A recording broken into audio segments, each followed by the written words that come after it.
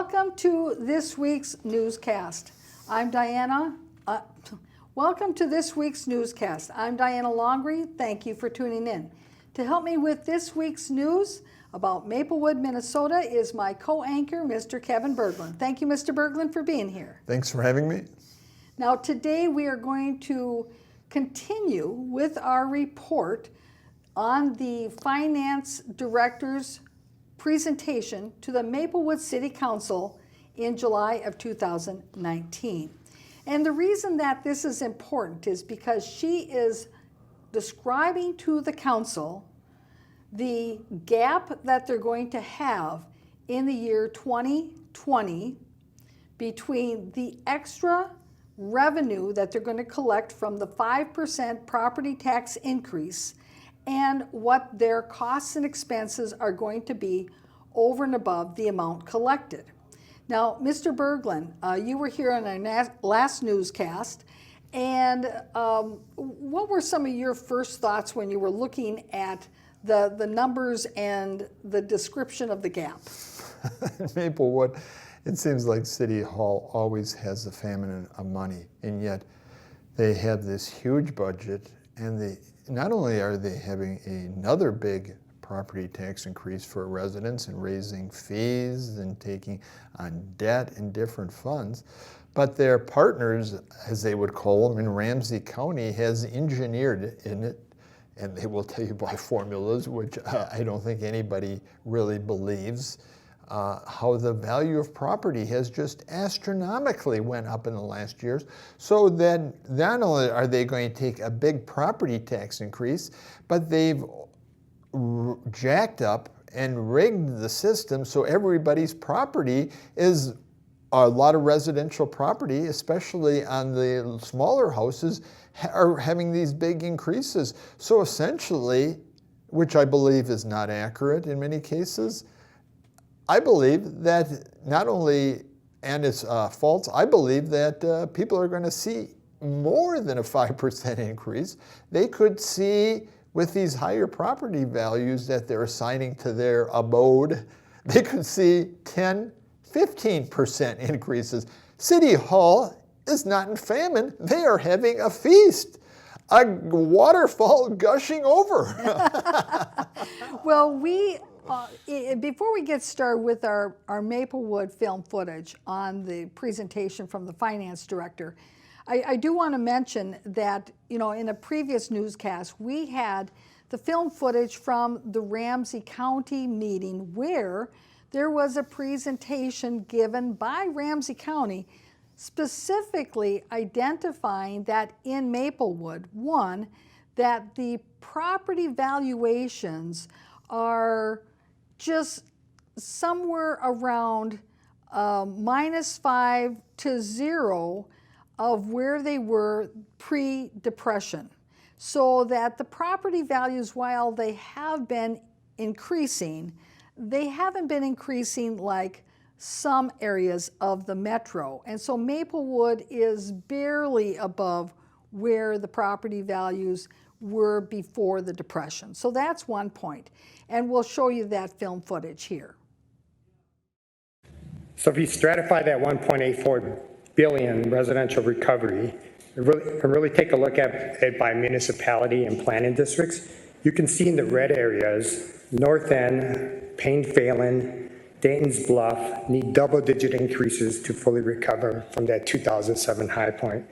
Many of these areas in red are located in areas of concentrated poverty with over 50% people of color. Many of these areas in red have seen double-digit increases in value for a number of years. These are the areas that saw values go down the most during the recession and are increasing the most now, but they still have not caught up. Reasons for these increases is just recovery from the recession, the demand for good housing stock. St. Paul is one of the few major cities in the metro with median values under $200,000, so more people can afford to buy homes in St. Paul. Many of these property owners are actually relieved to see their values come back. Gaining equity in their property, it's their nest egg for retirement. But they're very, very concerned about the increase in taxes. Looking at current sales I do anticipate that these areas in red will increase next year as well, and may be fully recovered from that 2007 high point. So while the increases in property value is great, it's a great opportunity for property owners from the standpoint of equity, it comes with the stress of property tax increases. And Now, Mr. Berglund, the other thing that you had indicated was that those properties that are lower in value because they are erroneously shown as increasing more in value, that they're going to be the hardest hit by the property taxes. And that is exactly what we heard at that Ramsey County meeting, where they were talking about that shift in the property taxes. And of course, they say it so nicely and so sanitized that it's a shift in the property tax, and how that shift is going to more greatly impact the more affordable and lower valued properties, residents of the Ramsey County. And of course, that means exactly what you said. And here's the clip on that. Those areas that are seeing the largest increases, Thomasdale, Frogtown, Dayton's Bluff, Payne Phelan, North End, West 7th, Maplewood, Mounds View, North St. Paul, and Spring Lake Park are all those areas that we're seeing higher increases in market value. So those are areas that are likely to then see much larger increases in property taxes, primarily due to the tax shifts. I want you to remember these areas as we go forward to the chart on planning districts, because essentially what we're going to be looking at here is that these are also the areas that have the lowest median value. So the largest increases typically are happening in those areas where we have the lowest median values, and that has implications. Now, getting back to Maplewood and the finance director and her story to the Maplewood Council. Last week, we showed the clip where she's discussing with the council the shortfall of $1.3 million that they're going to have to come up with funds to take care of that shortfall, and that the 5% increase that the council has already passed a resolution on will only raise $1.1 million, and so there still will be a gap. Let's take a look at clip number 4. The challenges that we have over and above last year total about 1.3 million. So our 1.1 million in property taxes does not quite cover all of our challenges. So just so that you know that, I mean, we have found other ways to work out some of these issues. So as we're looking at this, Mr. Berglund, you can see here's the itemization of all the things that they didn't quite plan for. One thing that they didn't talk about a couple of months ago was structural corrections in the recreational program. And we have a clip that's coming up where they're going to talk a little bit more about that. Again, we will have to reinstate that next year, so that will be our first budget challenge for next year. But so that is basically how we are closing the gap between the 1.3 million and the 1.1 that we could raise with the 5% levy. As we heard the finance director say, they've got a plan on how to fill that gap between the 1.1 and the 1.3 million, and the fact that they need to have their cushion, so to speak. They have to have that cushion at the level required by law. And so they've got this payment coming from the state of Minnesota that's going to take care of that, but that next year they won't have that payment. So then they're going to have to make sure that they do levy to include, to make sure that they have that extra money in the account for their cushion that's required. Mr. Berglund. Again, it's typical of what we've seen year after year from Melinda Coleman. Everything is hopeful. This year we're in the biggest bind but we're going to be all in the clear, in Wonderland, and everything is going to be paradise the next year. Of course, next year, when the budget comes along, something is even going to be bigger and possibly going to blow up. And of course, it's always about what happened in the past. Now, these people are planners. All these administrators, I think they possibly have more administrators per population than most other cities, if not all other cities in suburban Twin Cities. Their job is to do planning. They will tell you how they're doing long-term planning, solution planning, strategic planning. They have endless meetings where they sit around and drink coffee and eat goodies in the back room and do planning. And you think, I don't think people realize how much planning accounts for how much time they put in planning for these huge salaries they get. And how come in the end, when they're at the end of the rope, they're always have egg on their face. Wow, we missed that. We didn't see that. Wow, how did that ever come up? Skating on the edge. Now what, of course, if this is all just regular, foreseeable, predictable, ordinary issues, what if there is something catastrophic?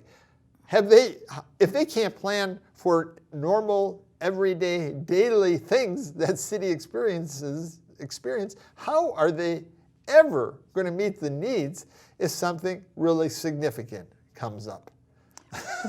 Experienced professionals, that's what they're paid for, isn't it? That's why Linda Coleman gets $140,000 plus, has a very comfortable, and she considers, as she says, a very fun job. Not only does she have this huge health care, big pensions, big expense accounts that are covered, big vacations, and of course, as I mentioned, we're all having fun. How can she miss normal things that somebody first day in the job would be saying, look, what's going on here? Who have never been involved in the city of Maplewood. Yes. Now the finance director is going to go through these various different items that are contributing to this $1.3 million that they have to raise over and above what the budget was for 2019.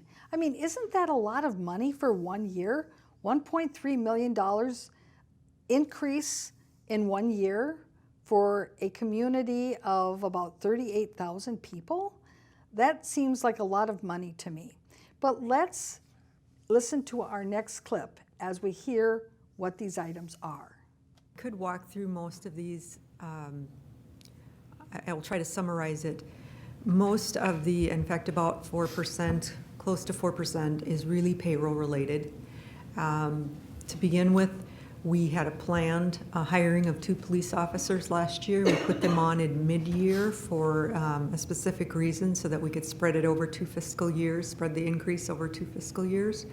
So they came on in mid-year last year, and this year they will be on for a full year. So that was an additional $100,000. That was something that we reported on last year. The sleight of hand that they did with the budget last year to make things work out was that they didn't hire on the police officers, the replace ones who had retired. They didn't bring them on until halfway through the year, because then that way that worked out the numbers better. They could say that they were adding on police officers when in reality they were counting on the fact that 2 of the officers were retiring, and so they had both numbers calculated last year into the budget to make things work, that they had 2 retiring at a higher rate, and then they weren't going to bring in 2 more junior officers until mid-year. Well, now that they've done that, now they have to pay the piper for 2020, because now those officers are there for the full year, so they got to have their salary for the full year. And of course they knew that this was coming, but did they bring that into the decision making throughout the year of 2019 when they're deciding how to spend money? or in that how they decided to make other public policy decisions, and say, for instance, that we're going to create this whole new rental housing department when they can't even pay for police officers. And you can see the finance director in her big sales pitch. I think they want to talk about false advertising and not fully disclosing. There's no indication there that, as you just said, we had to bring the number of, even though crime is increasing in Maplewood, last year we didn't have what we had the year before in the number of police officers. And now we're pretending as if we're actually trying to address the increasing crime by adding police officers. They're adding no more police officers. They're just trying to reach where they had been prior when they cut into that budget to to move money from that fund for another scheme. Right, exactly. And this is the finance director, and they complain about false advertising on some of their businesses up in Maplewood about how they have signage. Look at right up at the pinnacle, up at the city hall, and the top administrative post just blatantly deceiving the public. Please, if you're going to tell the story, tell the real story, what's really going on.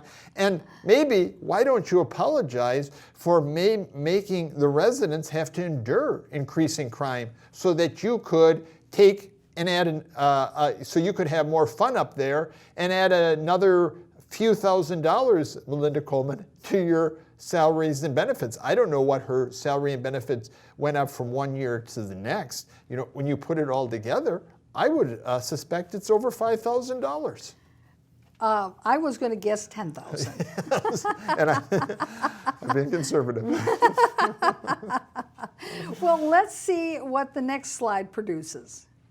The PERA rate for police and fire has increased, that costing $52,000 for the general fund. The general wage adjustments, everyone was given a 3% wage adjustment.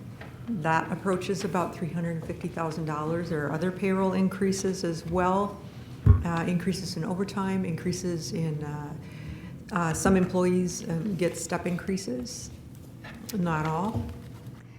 Okay, the city council approved all these contracts. So they had to know that when they approved these contracts, what were the financial ramifications of approving those contracts? And yet, I don't think that question was ever asked during their closed meetings. Now, we do have the audio of the closed meetings when the city council talked about and discussed these contracts before they were ratified. And so we'll go back and listen to the audio. But, Mr. Berglund, I'm willing to make a bet that not one of these council members asked about what are the financial ramifications going to be about this 3% raise, about the para increases for police and fire, about the step increases. What does that mean for next year, and can we afford it? And of course, as their bulging budget just increases and their debt, because if you raise $1.5 million extra by taxing everybody, all the lower middle class and poor people in Maplewood, you extract, and that they would say that's taking it from them, and then they're giving it. We're giving out this, we're giving this, we're giving this, we're giving. Most of those people who don't reside in Maplewood, who don't participate in Maplewood, who don't pay taxes in Maplewood, that difference between 1.1 million and 1.3 million have to be made up. Because don't they need to have a balanced budget? Don't they always tell us they need to that money's coming from somewhere, isn't it? What are they going to do? And you're talking about this extraction of the extra funds from the taxpayers of Maplewood, right? Did you notice that on this listing of all the things that are going to contribute to the increased expenses in 2020 is missing something that we reported on a month ago that the City Council is committed to, and that is the $600,000 loan to Sherman and Associates, which they have to get from other city funds. They can't bond for it. They can't get it from, other kinds of capital improvement shenanigans. They have to get it from other city funds. And that $600,000 loan is not on that chart. Where Amazing. does that come in? Because when and how are they going to give that $600,000 to Sherman, which they are pretty much committed to? And of course, Sherman and Associates, what if they don't pay it back? The city attorney said it's risky and you have to be comfortable that you won't get that money back. That's what he told the council. And yet that money is not on this list, and this council did not even ask about that loan. Wow, boy, without that loan, they would really be able to really drop property taxes in Maplewood. But that money, because it's not on this chart, makes the gap even larger. Wow. Okay, so they're really going to have to even skate on the edge even more. That's right. And of course, Sherman Associates is their preferred developer. Their preferred developer that they're right there on Frost and English, because again, Yes. they're not doing competitive development. They're not doing playing one off the other. They're not any way allowing other forces to work to benefit the residents. They feel fun and comfortable with Sherman and Associates. So if Sherman Associates is pleading, we need money, we want to be comfortable with you. We want to be fun with you.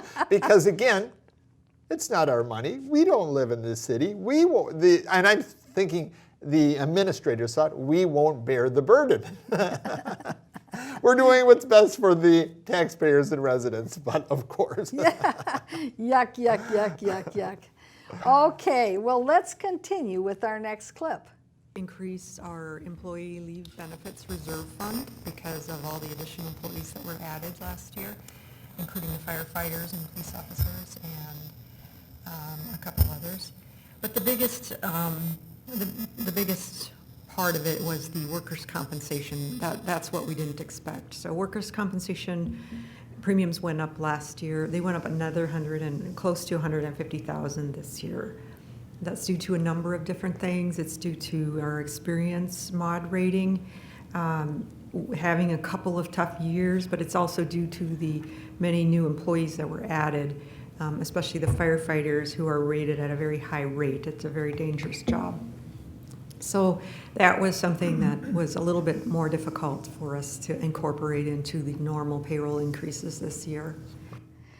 When Maplewood decided to fire all of the part-time firefighters, which they did, they fired them all.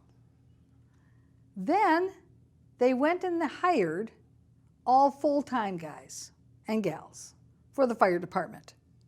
That in and of itself is expensive when it comes to salaries. But now we hear they didn't quite figure into the calculation the fact that they would have to increase the amount of money available in the fund for employee leave benefits. Whoops! We didn't calculate we'd have to put more money into that when we changed everything in the fire department. Oh, and whoops! We didn't know that the workers' compensation premiums were going to go through the roof, because now we have a bunch of full-time firefighters on staff. Oh, and by the way, they still have a bunch of claims that have also made increases. You heard how she said they've had a few tough years. Well, last year we reported that one of their unexpected expenses that added to the big gap was that they had a spike in claims for workers' compensation. And as a result of that spike in claims, it was like $140,000 worth of extra premiums they had to pay. Well, guess what? It happened again, the second year in a row. I think that anybody who's working in that field actually can work with their insurance agent and their claim provider and can actually calculate and project what the next expenses are going to be for the upcoming year. So they could have planned for this. But you heard how she said that this was totally unexpected. How could it be totally unexpected? And of course, all we want, top administrators, Melinda Coleman, the finance director, the city council in Maplewood, is to tell their story, to give us the answers, to enlarge on all these questions. But it's impossible, virtually impossible to ask. And when you do find a way to slip a question in, it's all, there's no story, we're not talking. We're all mum. Our lips are zipped. We have no story to tell. And yet they will come on and tell you we need to tell our story. Well, that's what we're hoping they're going to do, is tell their story. But we want the one based on reality. Well, we want the story that addresses these questions. Why did this occur? You guys up there, you're getting paid extraordinarily big, privileged wages. You're taking an extraordinarily big position of privilege, not behind the scenes doing all your business, not allowing the public to participate or having any input in it. You're sitting in behind the curtain, making all these decisions, and we want the story. Why have you made the wrong decisions despite all your expertise and all the money that just flows through that city hall? That's true. But I'm going to turn the tables here a little bit. Because is it the role and the duty of the city staff to tell all that story? Or is it the duty and responsibility of the elected people at the council desk to raise those questions and say, I want an explanation. Why didn't we know this?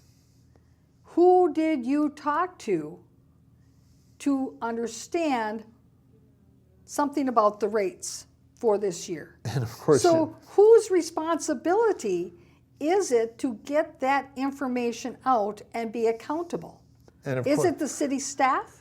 Or is it those elected officials or appointed officials, as the case is in Maplewood, to actually be the watchdogs for the people? well, and of course, they all consider themselves professionals. We have Mary Abrams, an experienced litigator. She should be able to pull that out of her mouth somewhere with an explanation.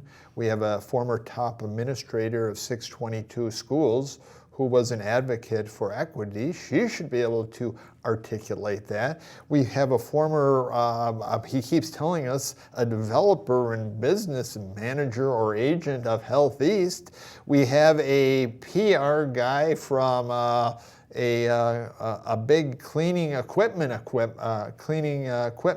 company, big, huge corporate firm, who should be able to, and then we of course have the most articulate person on the council, the queen of the council, a former long-term teacher, and yet none of them are able to say anything, and they all keep their lip zip. Of course, they should be there explaining in detail and enlarging on all these issues. And the only thing I can think of is they're either they're compromised or they're on the take, but all they're doing is trying to hide and cause confusion in the public's mind. And the appointed council members, they don't have the background.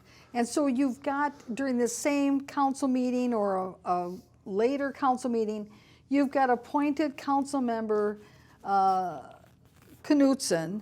the fellow who's the developer who helped develop St. John's Hospital, pointing to what the tax rate is in the city of Blaine, and that because Maplewoods is lower than Blaine's, it must be okay. Well, you don't measure our community by what they're doing in other communities. You have to measure our community by what's right in our community. And if there's something fishy going on in the budget, or that you're not doing things that are best practices, or that you don't project your budget expectations correctly, that's an issue of accountability. It doesn't matter what Blaine does. Blaine can go to hell in a handbasket.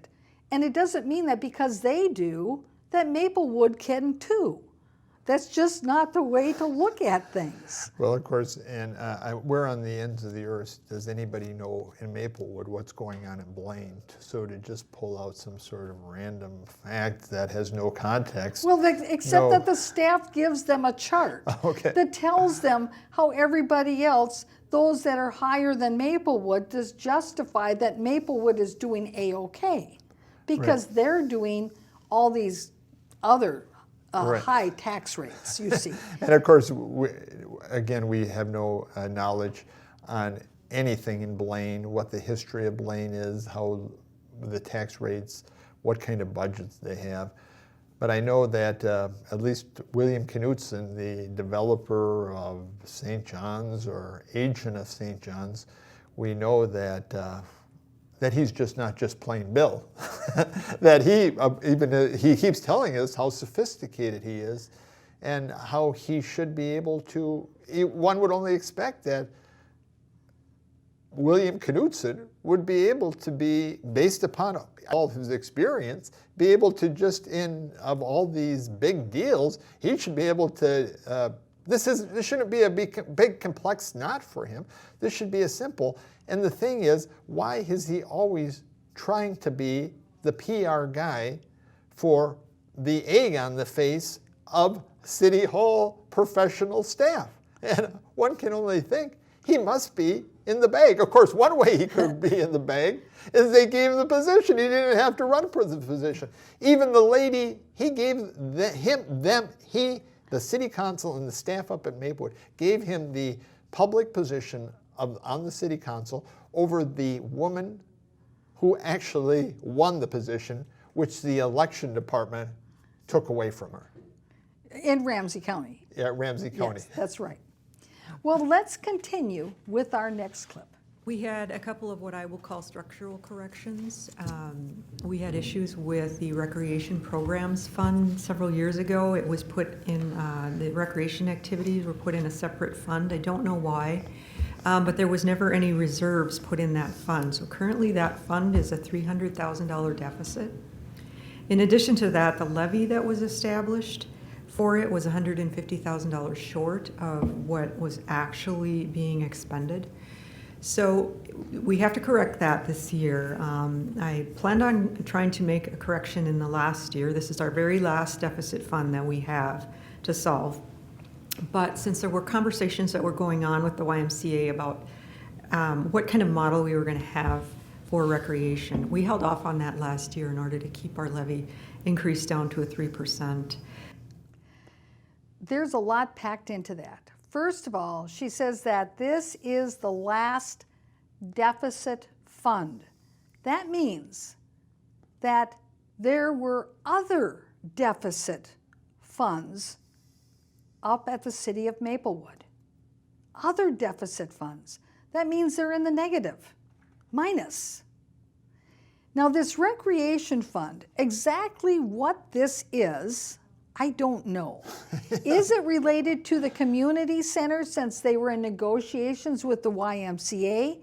But she says it looks like we are definitely in the business now of recreational programming.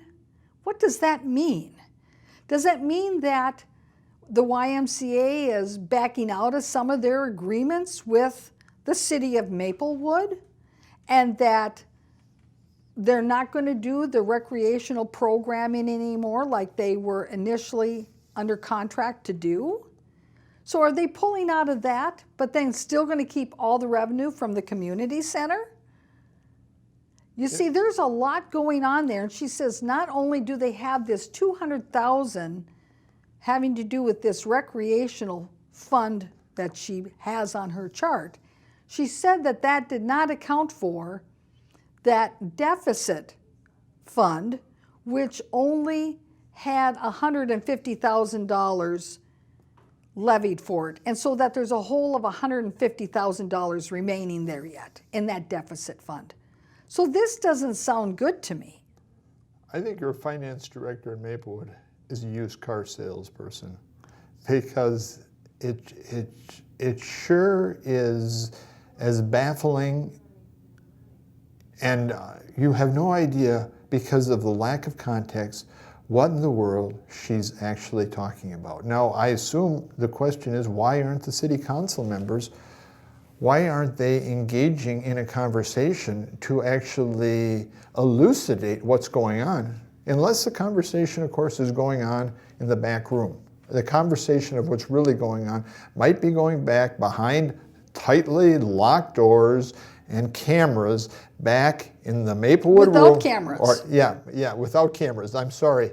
Camera protected doors, so nobody is able to leverage their way or sneak back there to see what the city council is doing when they're eating dinner and chit-chatting about everything important in the back room with no public, no cameras, no disclosure of what's going on. Because I don't know how the city council could not be guilty of malfeasance if they're listening to this and they have no clue of what's going on. Because I have no clue, after watching it for years, I have no clue of what in the world she's talking about, because there's something big here you can see. And I don't know if you would, after listening to her, you might listen to her and your mind just freezes over or goes blank into your imagination. But if you were buying a used car from this lady, in my mind, it would not occur. Make sure you get your extended warranty. Yes. And you bring up a good point. The lack of questions by the council can only mean a couple of different things. One, yes, they've all had the communications in the back room, and that's where the discussions have been held. Or two, they don't care. It doesn't matter. I think that's a good possibility too. And there They don't give a damn. And there is a clip that we have that will play either this newscast or next week, where Kathy Juniman, Councilmember Kathy Juniman, says, "Oh, this is wonderful. And you know what? I trust you, and this is wonderful, and blah, blah, blah." And I'm thinking to myself, if in the 16 plus years that she has been on that council, if she had a different attitude, maybe we wouldn't have deficit accounts. Well, absolutely. Because it's not a matter of trust. Oh, I trust the staff to do it all. It's a matter of the council having set the policy of certain expectations. And it would certainly be an expectation of mine that we don't have deficit accounts. Right. That is just absolutely bad policy. Well, and I looking at Kathy Juniman and watching her behavior over the years, if she was overcharged $1 at the grocery store, she would fight to her death to make she recuperated that.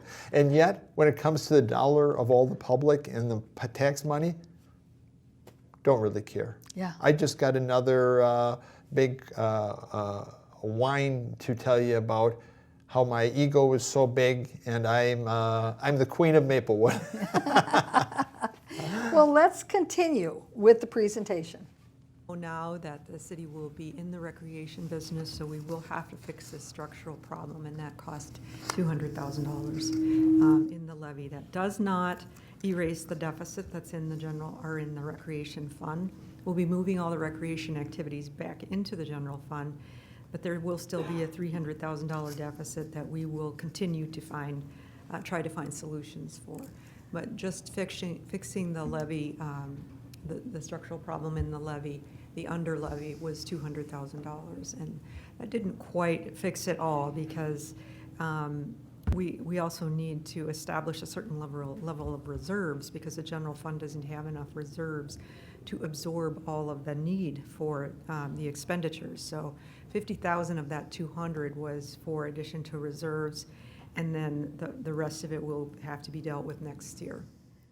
So earlier, she said that the reserves, that cushion that I talked about, you know, that the city has to have a certain amount of reserves by law, and that they're getting this LGA funds from the state of Minnesota that's going to fill that gap so they don't have to levy to make sure that the reserves are where they have to be legally.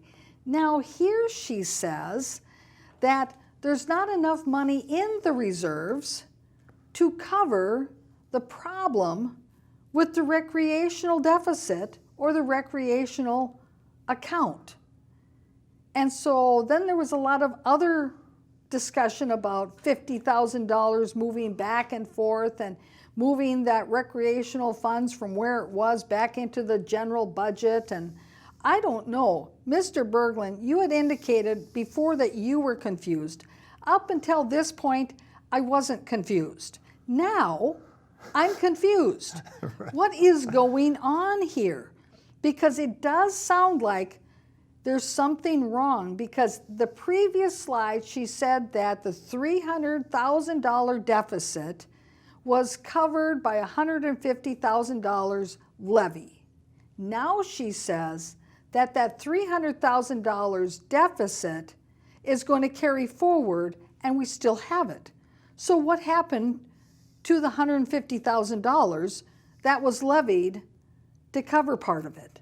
What happened to that? That was just only a slide ago, you know that, right? Yes. And it's either that she's just an outright prevaricator, or that she's mixed up herself because she's confused. I mean, maybe she's a professional who's been doing this for years. Maybe she's not cognizant of these errors. Or maybe that there's different, she's trying to describe different scenarios, and the kinds of words she's using are misleading in how they're being used. I just really can't understand it, because I don't believe it isn't that she doesn't know what's going on. I think she knows very clearly what's going on. And that's why we're hearing more and more about these deficits, because she does understand what's going on, and that this is a CYA. That she's putting it out there, and so she can say, well, I tried to explain it. I was trying to be transparent. I was presenting it to the council, but they're the policymakers, and they didn't give the city manager any direction, who then didn't give me any direction, and they're the public policymakers, and they were told all about it, and you know what, FBI, it's not my problem. Trying to cover the butt if the FBI comes back to Maplewood and say, what's this public corruption about, as it was back there with Chuck Ull. That's right. And yes, and of course, she's a professional, and she most likely and run has an ethical duty, not only a legal duty, but an ethical duty not to mislead the council and mislead the public. So it is up to that council that if they don't understand what she's saying, to question. Because she is trying to communicate with them what is on her slide. I know that Maplewood is involved in very few recreational opportunities. They have maybe a movie at the Brutram Farm once or twice a summer. They have Touch a Truck Day. So I would assume there's something.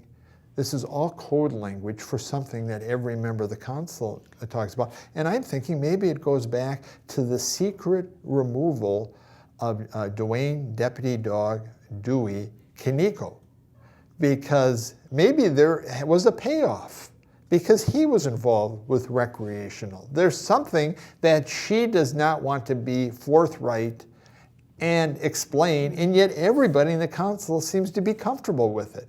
Right. So it seems something that is really easy to grasp because it's a simple, and for him to be removed or to be fired or to leave, there was some sort of big recreational fund payoff, maybe 300,000, maybe 500,000, whoever knows, to keep his mouth shut on what was going on at City Hall. And Right. still Or today, maybe to keep somebody else's mouth shut about him. I don't know. It never occurred to me, because when you think about how much Little League is going on in Maplewood, you know, I mean, Right. how many, you know, right, none. leagues can there be, and how much money would that be? Or signing up for, you know, Butterfly Capture Day, or these How many other yoga classes with 5 people in But it? but there again, that's the community center. That's not the recreational programming. I mean, how many snowshoe classes? Right. Yeah, I'm just trying to think of those types of things that are in the Parks and Rec activities booklet that we get quarterly. If you were to add all those things up, would they come to $200,000, $300,000 annually? I don't think they would. Would it cost $5,000 to give an hour program down at the community center for how to watch butterflies? No. See, so you see, that's why there's got to be something more. And maybe it is related to some other kinds of malfeasance that was going on. Because she herself indicated that there was some funds transferred to an account, and there was no understanding or explanation why. We don't know why. She doesn't even know why. Well, there's something wrong about She that. says she doesn't. She kind of alludes to she doesn't know why. But if she doesn't know why, then the council should be asking the city manager to get to the bottom of why those funds were transferred erroneously. Who did it? Well, let's take a look at another clip. That have revenue reductions, pet licenses, $10,000. Doesn't sound like a lot, but it all does add up, especially after the $40,000 in revenues that was given up last year for alarm fees. That alone, the $50,000 of those two is about 1/4%. So each of those, anytime we do lose revenue stream, it has to be made up somewhere, and it's typically property taxes. And there's a lot of pressure on the property tax levies, so it's very difficult sometimes to fit it in. You know, the alarm fees, that was last year. That $40,000 was already accounted for, not being collected last year. You don't get to count it again this year because it's already gone by. And it isn't even on her sheet for this year. You see, but she threw it in there to make it sound like that was to, again, somehow soothe the fact that we have less revenue we're collecting. Well, it's really only $10,000. Now, of course, Brian Smith, because he knows an election year is coming up, he wants to look like he's being analytical. And he actually questions her on this. Let's take a look. Where I have had a hard time with our budgeting process throughout is that I don't feel like we talk about both sides of budgeting, which is additional need for funds and additional expansions, loss of revenue. Where we don't talk a lot is about cost out, and where are we costing things? Where are we taking cost out? So, for example, with the pet licensing here, first of all, it was $7,000, and when we talked about it in the last meeting, not 10 annually was the estimate that we had gotten from our annual revenues. But we're not taking into account also the staff time that's being reduced by not doing that. So we're talking about the gross revenue number, not the net impact number. And I don't think it would be appropriate to talk about that on this slide. But when we talk about the Yes. overall impact, I think we need to talk about where are the cost impacts coming. Now, I also understand we're not going to lose a headcount and have real cost savings because of that. But I do think we need to track where are we taking cost out throughout the city organization, and year over year. If I am going to be supporting a 5% levy increase, I want to know also that we're doing that after we have aggressively looked for cost out. Councilmember Smith, thank you for your input. I would like to respond to a couple of things. I'll try to remember them in order. The amount that was in the budget for pet license fees was $10,000, and that's about the revenue that's been generated. I was not part of that whole staff report, so that is the amount that was taken out of the budget. Again, you're right, because there is no headcount reduction because of those services. That's absolutely right, and that's why we're presenting it this way, is because we were talking about differences between the levy, last year's levy and this year's levy. We still have to levy for those people. The cost accounting part of it doesn't really matter, because in the end, we still have to levy for those people. So as I indicated, Brian Smith is doing a little questioning, but you know, this is his 5th year on the council. He's the gentleman that, well, was on the council when they voted to all give themselves an extra year to their 4-year term. So he's in year number 5. We've got an election coming up for city council for Brian Smith in the year 2020. So he's figuring it is none too early to start putting it out there that he's the analytical one on the council. So that's why now he's questioning her and saying, yeah, but didn't you tell us before that it was only going to be $7,000 that we lost from not doing the pet licensing, not $10,000 that you have on your chart there? And of course she was like, well, yeah, I guess so, but that's what's on the chart. Yeah, and of course with Brian Smith, I think if you watch him carefully week after week, you'll find that he is remote. He has a lot of other things going on in his life. He's remote to what's going on at City Hall. He's generally just flying along with, he's kind of a follower, a ride along in the back of the sleigh. Pet licensing is something that he's really involved in, because again, I think he has a couple of dogs. A couple dogs that maybe he maybe even had to have at one time a kennel permit. So that's something that is a pet peeve of his. No pun intended. So he is, that's one issue. A nice simple issue that affects him personally, that he can actually get his fists around. Right, so he can ask about and challenge $7,000 versus $10,000 having to do with pet licensing fee collection, but he's not asking about the doggone $20,000 recreational fee debacle and the deficit of $300,000 in the recreational fund. Or the $200,000 recreational fee debacle. Oh, what did I say? I think it's 20,000. Oh, and the $200,000 recreational fee debacle, or the $300,000 recreational fee deficit. That's like $500,000 if you look at the two of them together. Wow. But we're concerned about $7,000. But he's got his bite in that. Yeah. He's got his his canines. Yeah. He's digging into that one. That's right. Well, let's finish up with our last clip, number 14. Smallest area of increases were actually in increased services. We've been slowly trying to increase the EDA levy. Only managed to fit in 20,000 this year. There was a fairly large increase in the dispatch contract with the county.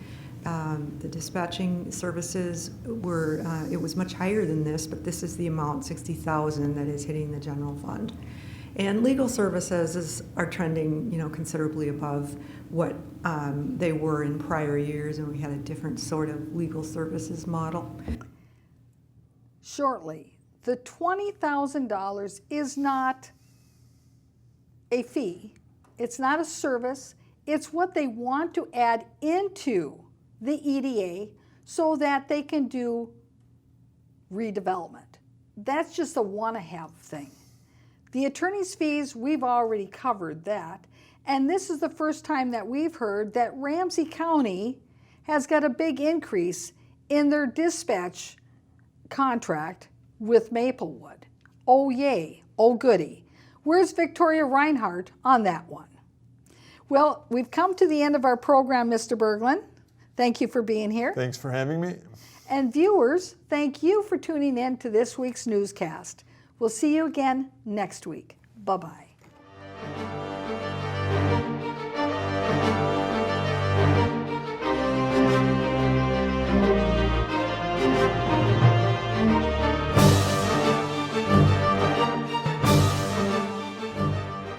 I believe we will move on to the mayoral vacancy.